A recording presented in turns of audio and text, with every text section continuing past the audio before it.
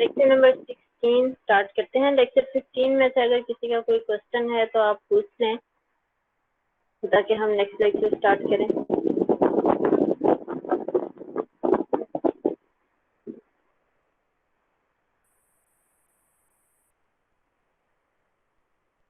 Lecture number 16 में क्या है, मैट्रिक्स स्पेस। मुझे आइडिया नहीं है आप लोग मैट्रिक्स स्पेस पहले पढ़ के आए हैं या नहीं। अगर पढ़ के आए भी हैं तो भी अच्छी बात है, अगर नहीं पढ़ के आए तो भी मसला नहीं है, हम इसको थोड़ा बेसिक से स्टार्ट करेंगे।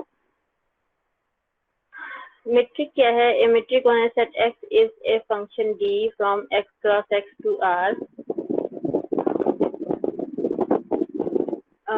एक फंक्शन है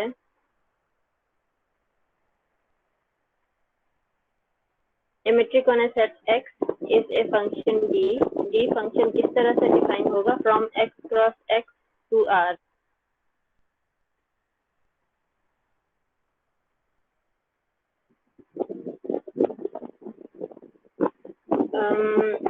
if satisfying the following properties.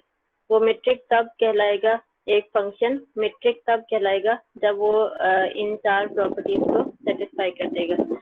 सबसे पहली प्रॉपर्टी क्या है? फंक्शन कैसा है? x cross x। Set x के ऊपर हम इसको मेट्रिक कहते हैं। कहाँ से डिफाइन हो रहा है? x क्रॉस x से r तक। सबसे पहली कंडीशन क्या है? एक एलिमेंट x एंड y। अब एलिमेंट्स x एंड y मतलब ऑर्डर पेयर्स की फॉर्म के होंगे। क्यों? क्योंकि x क्रॉस x सेट के एलिमेंट्स इसी फॉर्म के होते हैं। पेयर्स जैसे कार्टेशियन x क्रॉस x क्या है? सेट x का अपने आप के साथ कार्टेशियन प्रोडक्ट।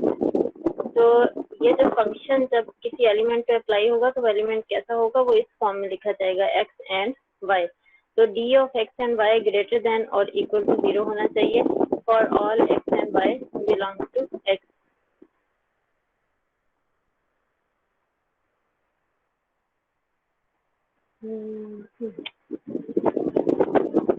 मैसेज है, मैं आवाज नहीं आ रही। कोई और मुझे कंफर्म करे क्या? किसी को भी मेरी आवाज नहीं आ रही?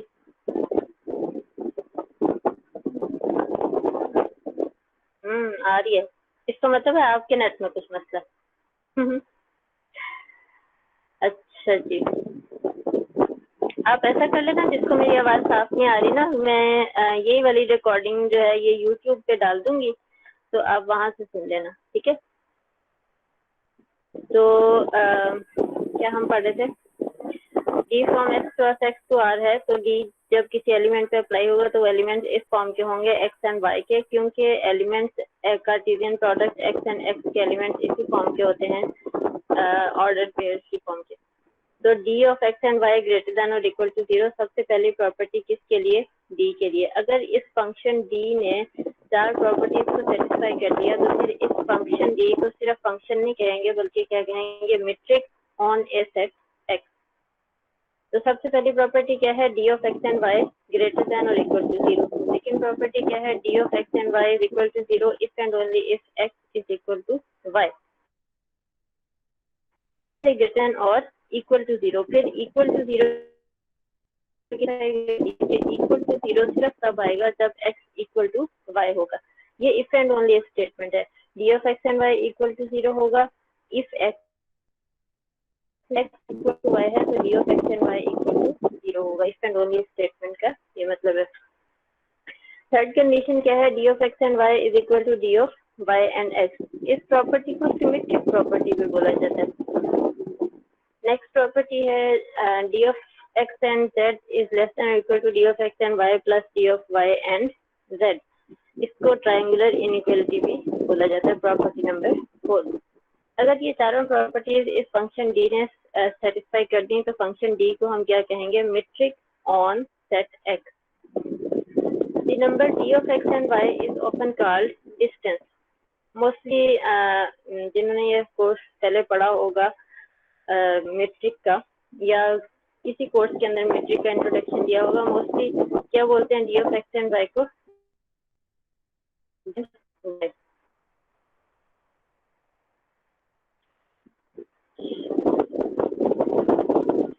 मैंने यहाँ पे एग्जांपल्स की हैं। सबसे पहले एग्जांपल है let R be the set of real numbers. ये जो प्रॉपर्टीज है ना मेट्रिक की, ये सेट आर और सेट आर टू से यूक्लिडियन मेट्रिक से निकाली गई हैं और फिर इन्हीं प्रॉपर्टी को यूज करके डिफरेंट डिफरेंट सेट्स को हम प्रूव करते हैं कि वो मेट्रिक स्पेस बन जाते हैं। जैसे कलेक्शन ऑफ सीक्वेंसेस ले लेते हैं एक सेट में हम ले लेते हैं set of continuous functions, set of closed end bounded functions. ये ढेर सारी एग्जांपल्स हैं मेट्रिक स्पेसेस की, हम यहाँ थोड़ी बहुत सी करेंगे। तो सबसे पहली एग्जांपल है let R be the set of real numbers and D from R cross R. अगर हमने आर को मेट्रिक स्पेस प्रूव करना है तो डी कहाँ से होगा, आर क्रॉस आर से, और कहाँ तक होगा, आर तक। एंड D from R cross R to R defined as, D किस तरह से डिफाइन किया गया है मैं यहाँ भी दिखाती हूँ। y is equal to X minus Y का मॉड। मॉड की वही डेफिनेशन जो सेट ऑफ रियल नंबर्स में मॉड ऑफ एक्स की डेफिनेशन होती है कि वो हर नेगेटिव नंबर को पॉजिटिव कर देता है, या इसकी प्रॉपर वे में डेफिनेशन लिखी जाती है mod equal to 0 and mod of X is equal to minus X if X less than 0। तो ये वही मॉड है। Is a metric on R, ये जो डी है ये आर पर मेट्रिक बन जाता है and is called usual metric on R, और इस मेट्रिक को नाम दिया गया है यूजुअल मेट्रिक। अच्छा, एक सेट के ऊपर एक से ज्यादा मेट्रिक्स डिफाइन की जाती हैं, तो कुछ ऐसी मेट्रिक्स हैं जिनको नाम जो है वो स्पेसिफाई कर दिए हैं मैथमेटिशियंस ने। तो यहाँ पे ये जो मेट्रिक है इसको क्या कहा जाएगा, यूजुअल मेट्रिक ऑन आर। असल में इसको यूजुअल मेट्रिक नाम क्यों दिया जा रहा है, क्योंकि आप अगर नोट करें तो ये जो यूजुअल हम डिस्टेंस का फॉर्मूला यूज करते हैं सेट ऑफ रियल नंबर्स में, R2 में नहीं, सिर्फ रियल नंबर्स मतलब रियल लाइन के ऊपर। तो डिस्टेंस का फॉर्मूला हम यही यूज करेंगे x माइनस वाई का mod. For example real line के ऊपर एक पॉइंट है 2 और एक पॉइंट है 3। मैं आपसे कहती हूँ 2 और 3 के दरमियान का डिस्टेंस बताएं, तो आप कैसे बताएंगे, 2 माइनस 3 और उसका मॉड ले लेंगे। तो 2 माइनस 3 क्या आता था, -1, और मॉड क्या आ जाएगा, 1। तो डिस्टेंस 2 और 3 के दरमियान क्या है, 1। ये मॉड का यहाँ पे होना इसलिए जरूरी है कि डिस्टेंस कभी भी नेगेटिव नहीं हो सकता। तो वही बात जैसे मैंने आपको बताया, ये जो मेट्रिक की प्रॉपर्टीज हैं ये असल में R और R2 के ऊपर जो डिस्टेंस की प्रॉपर्टीज होती हैं ये उसी से निकाली गई हैं। इसी वजह से इस D of x and Y function को नाम डिस्टेंस का भी दिया गया है बिटवीन एक्स एंड वाई। तो यहाँ पे मैं ये बात कर रही थी कि ये जो मेट्रिक हमने R के ऊपर डिफाइन किया है D of x and Y is equal to mod of X minus Y, इसको हम मेट्रिक को हमने नाम दे दिया है यूजुअल मेट्रिक का। इसको यूजुअल मेट्रिक का नाम इसलिए दिया गया क्योंकि ये बिल्कुल ऐसे ही है जैसे यूजुअल वर्ड में हम डिस्टेंस निकालते हैं रियल लाइन के ऊपर दो पॉइंट्स के दरमियान। इसी वजह से इस मेट्रिक को क्या नाम दिया गया, यूजुअल मेट्रिक ऑन आर। आगे हम प्रूफ कर लेते हैं कि ये जो डी हमने डिफाइन किया क्या ये मेट्रिक बनता है या नहीं। सबसे पहली property let x and Y belong to R, D of x and Y की क्या डेफिनेशन है, X minus Y mod greater than और इक्वल टू 0 होगा as modulus always gives positive value. हमें पता है कि ये जो मॉड फंक्शन है ये हमेशा पॉजिटिव ही वैल्यू देता है। इस वजह से मॉड की प्रॉपर्टी की वजह से हम कहेंगे D of x and Y is greater than और इक्वल टू 0। सेकेंड कंडीशन के लिए let x and Y belong to R, second condition में हमें प्रूव क्या करना है कि D of x and Y is equal to 0 if and only if X is equal to Y. हम यहाँ से लेके चलेंगे और शो करेंगे कि x is equal to Y, और इसी तरह से X is equal to Y से लेके चलेंगे और शो ये करेंगे D of x and Y is equal to 0। अच्छा, हमने क्या किया, D of x and Y is equal to 0, मैंने यहाँ पे इफ एंड ओनली इसका जो सिंबल है उसे यूज किया है। अभी मैं आपको सिर्फ इम्प्लाइज वाला बता रही हूँ। ये जो बैक वाला एरो है इसे अभी आप छोड़ दें, अभी सिर्फ इम्प्लाइज वाला एरो देखें। D of x and Y is equal to 0, this implies that D की डेफिनेशन क्या है, X minus Y mod is equal to 0, this implies that X minus Y is equal to 0। Mod function की definition हमें यही बताती है कि mod function का आंसर 0 तब भी आ सकता है जब उसके अंदर एलिमेंट 0 होगा। x minus y is equal to 0. This implies that x is equal to y. Simple arithmetic से हम कह सकते हैं x minus y is equal to 0 implies that x is equal to y. Ma'am अब क्या है, पीछे से शोर बहुत आ रहा है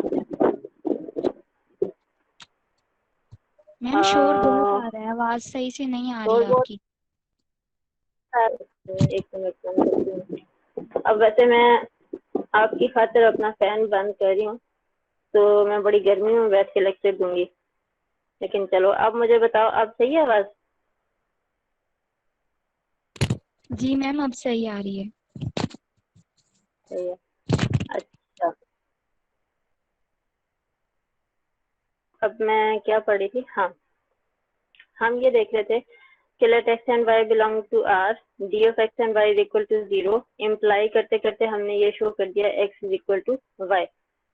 फिर मैंने क्या कहा था, if and only if condition है, हम x is equal to y से लेके चलेंगे, ये भी शो करेंगे कि d of x and y is equal to 0। मैंने क्या किया है, मैंने यहीं पे रिवर्स वाले एरोज यूज कर लिए। क्यों यूज कर लिए हैं? क्योंकि मेरा हर स्टेप इसी तरह से फॉलो करता था। अगर x is equal to y होगा तो सिंपल अरिथमेटिक को यूज करके मैं यहाँ से ये इम्प्लाई कर सकती हूँ। यहाँ से नीचे वाले स्टेप से ऊपर वाले स्टेप को इम्प्लाई करने के लिए मैंने ये बैक वाला एरो यूज किया है, इसलिए ये आप नोटेशन देखें तो ये इफ एंड ओनली इफ की नोटेशन बन गई। जाने के लिए मैंने ये बैक वाला एरो इम्प्लाई किया, x is equal to y है, this implies that x minus y is equal to 0। x minus y is equal to 0 है, this implies that कि इसका mod भी equal to 0 होगा। अगर mod equal to 0 है x and y की, तो df x and y is equal to 0 होगा। तो मैंने एक ही जगह पे if and only if condition को प्रूव कर दिया।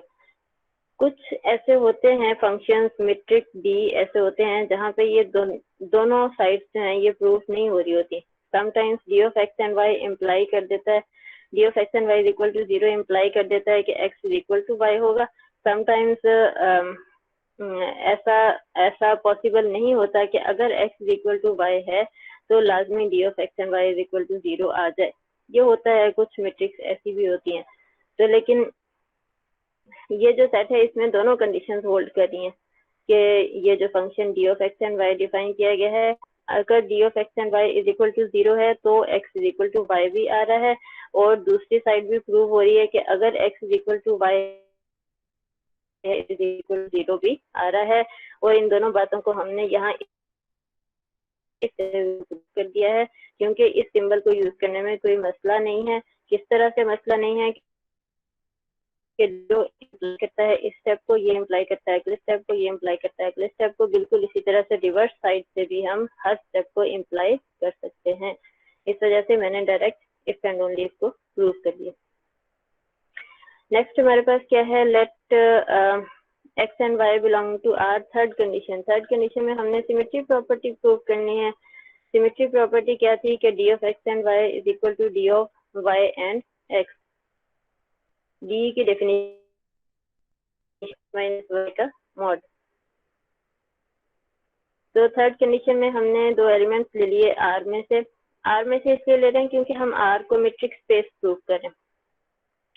तो D of x and Y की डेफिनेशन के एक्स माइनस वाई, इसमें से अगर माइनस कॉमन ले लें तो ये क्या हो जाएगा, minus of y minus x. Common लेने से ये होगा ना, वाई पॉजिटिव हो जाएगा, एक्स नेगेटिव हो जाएगा, तो वाई माइनस एक्स, और इसके बाहर आ गया माइनस। नेगेटिव नंबर का हम मॉड लेंगे तो वो दोबारा क्या हो जाएगा, पॉजिटिव नंबर का ही मॉड बन जाएगा, या हम उसको कहते हैं कि वो पॉजिटिव नंबर आ जाएगा। पॉजिटिव नंबर लिख लें या उसका मॉड लिख लें, एक ही बात है। फॉर एग्जांपल मैं अगर कहती हूँ 2 का मॉड इक्वल है 2 के, तो हम 2 की जगह पे 2 का मॉड भी यूज कर सकते हैं। तो minus negative of y minus x का मॉड इक्वल होगा वाई माइनस एक्स के मॉड के। ये नेगेटिव नंबर को पॉजिटिव में चेंज कर देता है, कौन सा फंक्शन, मॉड फंक्शन। तो वाई माइनस एक्स का मॉड दोबारा क्या बन गया, definition of d of Y and x. D of x and Y की डेफिनेशन थी x minus y, y minus x के मॉड से किसकी डेफिनेशन बनेगी, d of Y and x. तो थर्ड कंडीशन प्रूव हो गई। नेक्स्ट हमारे पास क्या है कि let x y and z belong to, क्या शो करना है कि अगर distance between x and z है तो उसको लेस देन और इक्वल होना चाहिए plus distance between y and z। तो यहाँ पे हमने यही शो किया है कि distance between x and g is equal to x minus g का मॉड। इसको करने के लिए हमने एक ट्रिक यूज किया। वो ट्रिक क्या यूज किया कि y को सब्ट्रैक्ट भी कर दिया और y को ऐड भी कर दिया, क्योंकि एक नंबर y लेके आना था। अब x माइनस y को एक एलिमेंट कंसीडर किया, y माइनस z को एक एलिमेंट कंसीडर किया। तो मॉड की प्रॉपर्टी को यूज करें तो यहाँ पे क्या सिंबल आएगा, लेस देन और equal to y minus z का मॉड। मतलब मैं ये कह रही हूँ कि x माइनस y को a कंसीडर कर लें, y माइनस z को b कंसीडर कर लें। तो a प्लस b का मॉड लेस देन और इक्वल टू a का मॉड प्लस b का मॉड। अब x माइनस y मॉड की जगह पे हम लिख सकते हैं d of x and y plus y minus z mod की जगह पे लिख सकते हैं d of y and z। तो हमने ये शो कर दिया है कि d of x and z is less than और equal to d of x and y plus d of y and z। तो क्या शो हो गया कि hence D is metric on R and R is metric space with usual. मुझे बताएं कोई confusion, कोई क्वेश्चन?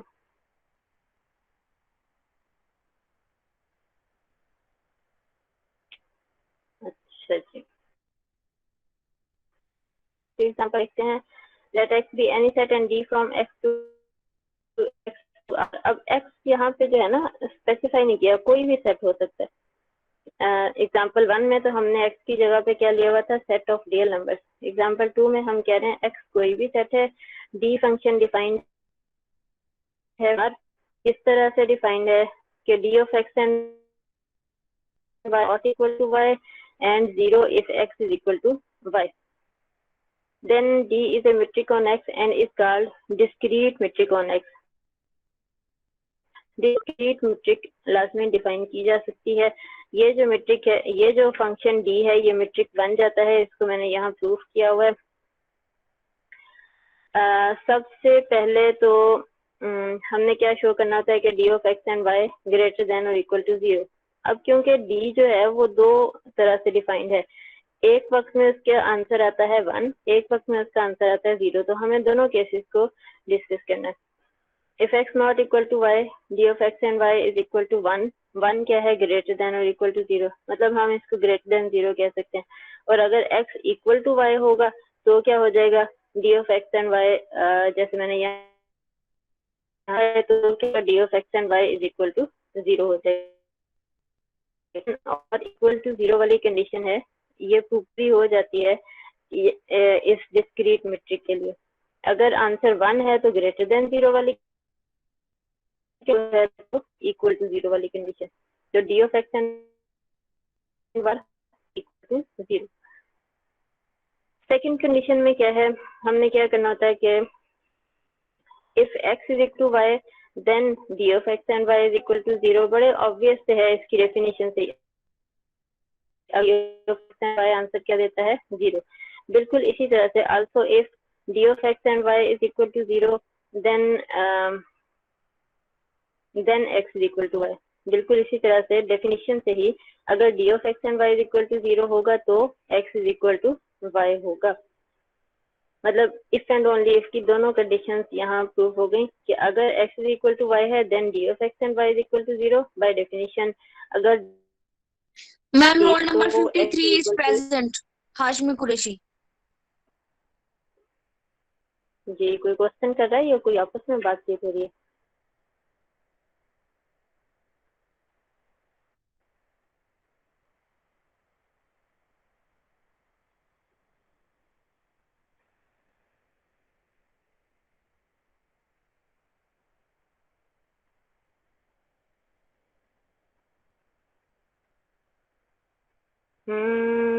मतलब थोड़ा जूम करूं, इतना सही है? अब नजर आएगा?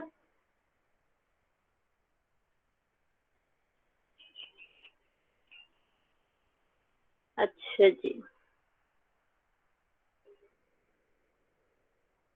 if x is equal to y then d of x and y is equal to dy is equal to 0 then x is equal to y। दोनों चीजें जो है वो बाय डेफिनेशन प्रूव होगी।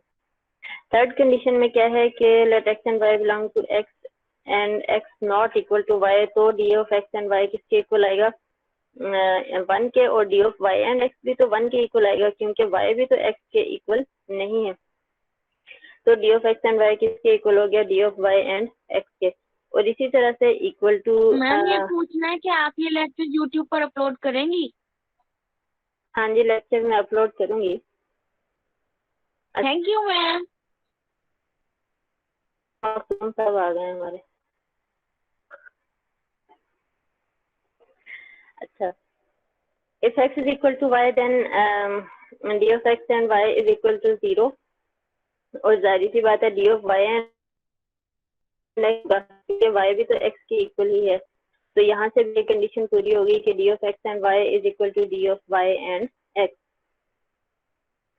लास्ट कंडीशन में हमने क्या करना है, x, y और z, यहाँ कैपिटल x आएगा, यहाँ पे आप लिख लीजिएगा let x, y and z belong to capital x। तो अब आपने देखा है कि शुरू से तो दोनों केसेस को डिस्कस करना पड़ता है, क्योंकि ये जो डी फंक्शन है ये equal to 1 if x not equal to y and equal to 0 if x equal to y. अब लास्ट कंडीशन में तो बात आ रही है 3 एलिमेंट्स की, तो फिर हमें कौन से सारे केसेस, अगर x इक्वल टू वाई लेकिन y not equal to z हो, अगर x not equal to y लेकिन y इक्वल टू z हो, अगर तीनों एलिमेंट्स इक्वल हो, अगर x is equal to z और z नॉट इक्वल। हाँ बिल्कुल, ये वाला केस और ये वाला केस डिफरेंट है। इसमें क्या है, x y के इक्वल है, y z के इक्वल नहीं है। इसमें x z के इक्वल है और z y के इक्वल नहीं है। तो इन सारे आसानी से हम प्रूव कर लेंगे, हर एक के ऊपर अलग अलग definition. D of x and y, क्योंकि एक्स और वाई इक्वल हैं, तो ये इसकी डेफिनेशन क्या आएगी, 0 वाई, क्योंकि वाई और जेड इक्वल नहीं है। D of x and Z, x और जेड में क्या रिलेशन है, एक्स इक्वल है वाई के, वाई जेड के इक्वल नहीं है, तो जाहिर सी बात है एक्स भी जेड के इक्वल। जेड के दरमियान जो डी होगा उसका भी आंसर क्या आएगा, कि 3 केसेस आपको बड़ी आसानी से समझ आ जाएंगे। हम इसी वाले केस को कंप्लीट करते हैं। तो D of x and Z equal आ रहा है D of x and Y plus D of Y and 1 equal to 1 plus 0। तो यहाँ पे हमारे जहन में ये क्वेश्चन अराइज हो सकता है कि हमने ये कहा था ट्रायंगुलर इनइक्वालिटी में कि D of x and z को लेस देन और इक्वल होना चाहिए d of x y plus D of Y and z के। तो और की कंडीशन है ना, या लेस देन या इक्वल। तो यहाँ पे क्या हो रहा है, यहाँ इक्वलिटी वाली कंडीशन होल्ड कर रही है। बिल्कुल इसी तरह से हर केस में इक्वलिटी वाली कंडीशन से हम ये कहेंगे कि ये वाली प्रॉपर्टी सेटिस्फाई हो रही है। तो ये जो x जो कि इस मेट्रिक के साथ है, कोई भी सेट x, ये जो मेट्रिक हमने यहाँ डिफाइन किया, D of x and Y is equal to 1 if x not equal to y and 0 if x, कोई भी सेट x जो है वो मेट्रिक स्पेस बन जाता है। इस मेट्रिक को क्या नाम दिया गया है, डिस्क्रीट मेट्रिक। एक हमने डिस्क्रीट टोपोलॉजी भी पढ़ी थी, जिसमें हम क्या कहते थे कि सेट एक्स है तो उसकी टोपोलॉजी हम इस तरह से डिफाइन करें, पावर सेट ऑफ एक्स, तो वो क्या बनती है, डिस्क्रीट टोपोलॉजी। तो हर मेट्रिक स्पेस से एक टोपोलॉजी बनती है, तो डिस्क्रीट मेट्रिक से जो टोपोलॉजी बनेगी वो डिस्क्रीट टोपोलॉजी ही बनेगी। ये अगले लेक्चर्स में बात आएगी, अभी फिलहाल हम सिर्फ इस टी को मेट्रिक प्रूव कर रहे हैं। x is equal to R2 and D from R2, मैंने क्या कहा कि डी जिसको हमने मेट्रिक प्रूव करना है वो कहाँ से डिफाइन होता है, x क्रॉस x से r तक, और इस वक्त x हमारा क्या है, R2 है। d from R2 to R defined as d of x। अब यहाँ मैंने x एंड y लिखा हुआ है, जबकि नीचे डिफाइन कर दिया है कि x इस तरह का एलिमेंट होगा जिसके 2 कंपोनेंट्स होंगे। क्यों, क्योंकि y दूसरे R2 का एलिमेंट, तो x के 2 कंपोनेंट्स और फिर y के भी 2 कंपोनेंट्स। तो D of x and y किस तरह से डिफाइंड है, x1 माइनस y1 का square plus x2 minus y2 का स्क्वायर, ऊपर मैंने पावर 1/2 लिख ली, या आप 1/2 की जगह पे स्क्वायर रूट भी यूज कर सकते हैं। अगर मैं 1/2 की जगह पे स्क्वायर रूट डाल दूं तो आप देखें कि ये वही डिस्टेंस का फॉर्मूला है जो हम छोटी क्लासेस में 2 पॉइंट्स के दरमियान डिस्टेंस कैलकुलेट करने के लिए यूज करते थे। तो इसी वजह से इस वाले मेट्रिक को भी मैंने यहाँ पे यूक्लिडियन मेट्रिक लिखा है, इसको यूजुअल मेट्रिक भी कहा जाता है। ये यूजुअल मेट्रिक ऑन R2। पिछली वाली जो थी एग्जांपल 1 में वो थी यूजुअल मेट्रिक ऑन R, ये वाली क्या है, यूजुअल मेट्रिक ऑन R2। क्यों यूजुअल, क्योंकि ये जो D की डेफिनेशन है ये यूजुअल डिस्टेंस वाली डेफिनेशन है, और दूसरा नाम इसको यूक्लिडियन मेट्रिक का भी दिया गया है। यूक्लिडियन का ई हमेशा कैपिटल डालते हैं, मैंने यहाँ स्मॉल डाल दिया। यूक्लिडियन साइंसदान का नाम है जिसने इसको डिफाइन किया था सबसे पहले, इस वजह से इसका नाम यूक्लिडियन मेट्रिक भी है। तो इस डी को हमने यहाँ शो करना है कि ये मेट्रिक बन जाता है ऑन R2। सबसे पहले तो यहाँ फर्स्ट कंडीशन x और y दो एलिमेंट्स ले लिए R2 में से, तो D of x and Y की डेफिनेशन लिखी, ये ग्रेटर देन और इक्वल टू 0 होगा। क्यों ग्रेटर देन और इक्वल टू 0, आपने ऐसे ही नहीं ये सिंबल डाल देना ग्रेटर देन और इक्वल टू 0, आगे उसकी पूरी रीजन लिखनी है। क्या रीजन है कि sum of squares is always positive. ये भी एक स्क्वायर है, बेशक उसके अंदर नेगेटिव सिंबल है, लेकिन ये स्क्वायर क्या कर देगा, उसको पॉजिटिव कर देगा, ये स्क्वायर भी इसको पॉजिटिव कर देगा। तो sum of squares is always positive, इस वजह से ये डी जो है ये ग्रेटर देन और इक्वल टू 0 आंसर देगा। सेकंड कंडीशन में दो एलिमेंट्स लिए, D of x and Y is equal to 0 लिया। शो ये करना है कि if and only if X is equal to Y. D की डेफिनेशन हमने लिखी, ये इक्वल टू 0 आ गया। स्क्वायर रूट मैंने कहा 1/2 लिख लें या स्क्वायर रूट लिख लें। स्क्वायर रूट किसी भी नंबर का इक्वल टू 0 तब होता है जब उसके अंदर वाला नंबर इक्वल टू 0 हो। दिस इम्प्लाइज दैट दो नंबर्स का सम इक्वल टू 0 सिर्फ तब होता है जब वो दोनों नंबर 0। जाहिर सी बात है, अगर एक भी नंबर नॉन 0 हो गया तो उनका सम तो 0 नहीं आएगा। नेक्स्ट, दिस इम्प्लाइज दैट किसी भी नंबर का स्क्वायर इक्वल टू 0 तब होता है जब वो नंबर खुद 0 हो। इसी तरह से यहाँ पे this implies that simple arithmetic use किया, x1 minus y1 is equal to 0 implies that x1 is equal to y1। इसी तरह से यहाँ पे x2 is equal to y2। अब दोनों कंपोनेंट्स इक्वल हैं, x1 वाला कंपोनेंट y1 वाले कंपोनेंट के इक्वल है, x2 वाला कंपोनेंट y2 वाले कंपोनेंट के इक्वल है। तो मैं ये कह सकती हूँ x is equal to y। Third condition में लेट x एंड y, ये तो बहुत ही आसान सी है। इसमें हमने क्या करना है, सिर्फ x1 माइनस को चेंज कर देना है y1 माइनस x1 में। इसके ऊपर कोई फर्क नहीं पड़ेगा क्योंकि ऊपर स्क्वायर है, तो अगर मैं माइनस बाहर ले भी लूं तो स्क्वायर की वजह से वो पॉजिटिव ही हो जाएगा। तो x1 माइनस y1 का स्क्वायर इक्वल होता है y1 माइनस x1 के स्क्वायर के। आप छोटे छोटे दो नंबर लेके करके देख लें, 2 माइनस 3 का स्क्वायर 1 और 3 माइनस 2 का स्क्वायर वो भी 1। तो x1 माइनस y1 का स्क्वायर इक्वल होता है y1 माइनस x1 के स्क्वायर। इसी तरह मैंने यहाँ पे चेंज कर दिया, तो D of x and y मुझे इक्वल ना आ गया। लेक्चर की बिल्कुल भी नहीं समझ आ रही यार। तो मैं बहुत अंडरस्टैंड करने की कोशिश कर रही हूँ बट मुझे कुछ भी नहीं समझ आ रहा।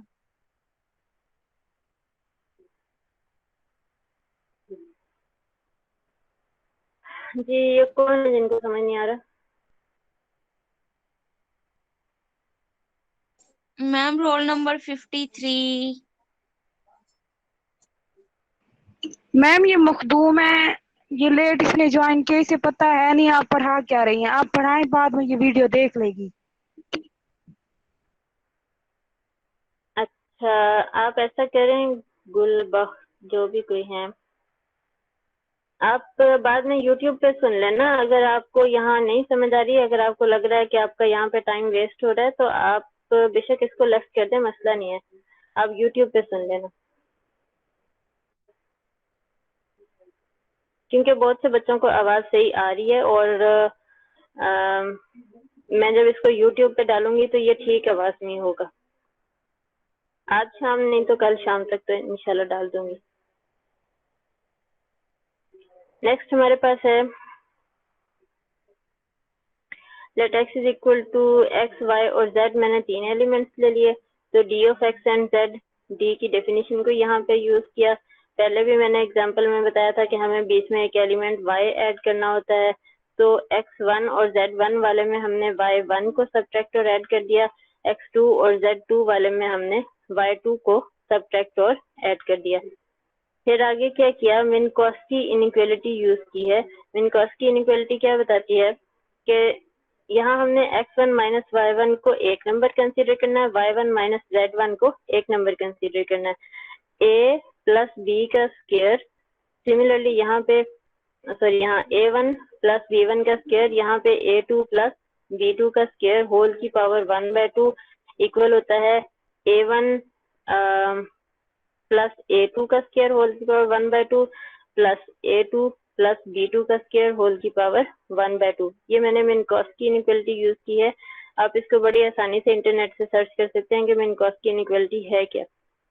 इसको सर्च करके या फिर आपको जो मैंने बुक रेफर की हुई है उसके अंदर इसका बल्कि पूरा मिनकॉस्की इनइक्वालिटी का प्रूफ भी है, वहां से देख के आप ये वाला प्रूफ दोबारा समझेंगे। अगर नहीं समझ आएगा तो फिर मैं आपको बता दूंगी कि मिनकॉस्की इनइक्वालिटी किस तरह से अप्लाई हो रही है।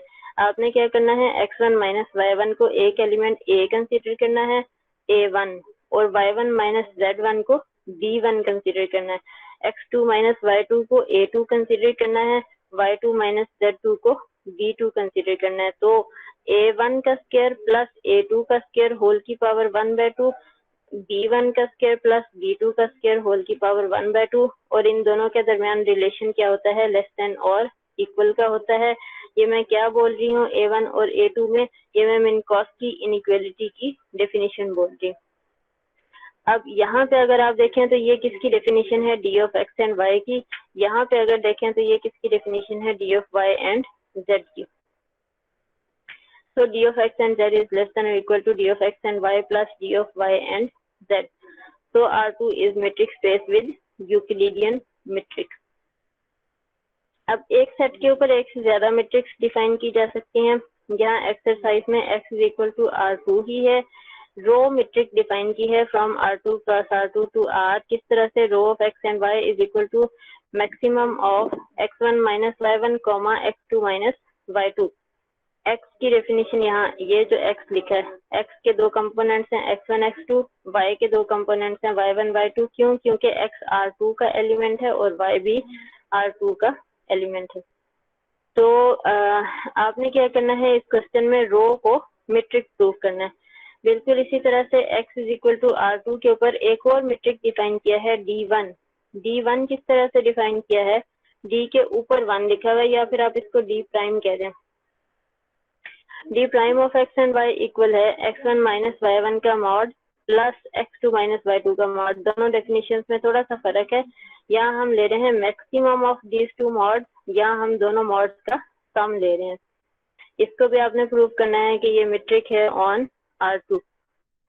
नेक्स्ट एग्जांपल या क्वेश्चन है, let x and d be a metric space, define d prime d bar of x and y is equal to minimum of d and y comma 1 के d of x and y और 1 में से minimum value हम लें, तो ये किसकी definition है, d bar of x and y की।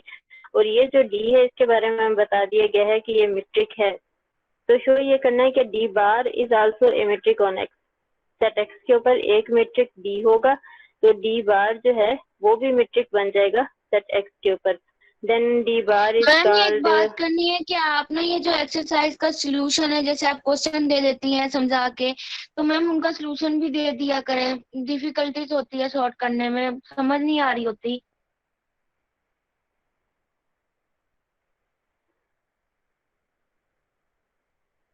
जी मुझे समझ नहीं आई, क्या कह रहे थे आप। मैम मैं ये कह रही हूँ कि ना मैम जैसे ये आपने वो पिछले जो लेक्चर्स हैं आपके, आपने ना उसमें ना कुछ आप ऐसा करें, मैसेज लिखते हैं, मुझे आपकी आवाज नहीं आ रही। मैम मैसेज नहीं आता, मैं भी करती।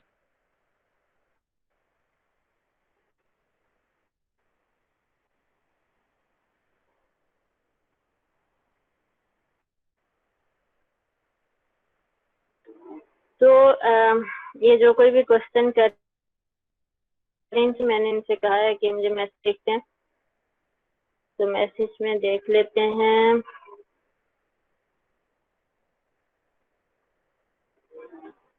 अच्छा, एक्सरसाइज में ये क्वेश्चन नंबर 1, 2 एंड 3, आपने क्या करना है, क्वेश्चन नंबर 1 और 2 ये दोनों क्वेश्चन आप सॉल्व करें और इसको एज असाइनमेंट सबमिट कराएं।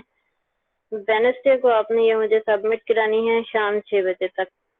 उसी तरह सबमिट कराने का तरीका है कि आपने सीआर को सारी असाइनमेंट्स भेजनी है और सीआर फिर एक फोल्डर बना के मुझे भेज देगा।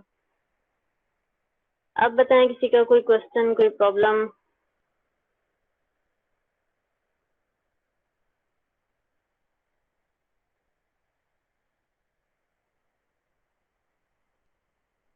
ओके ओके जी, गुड लक फॉर असाइनमेंट। और एक्सरसाइज का क्वेश्चन नंबर 3 भी आप सॉल्व करें। ओके, अल्लाह हाफिज।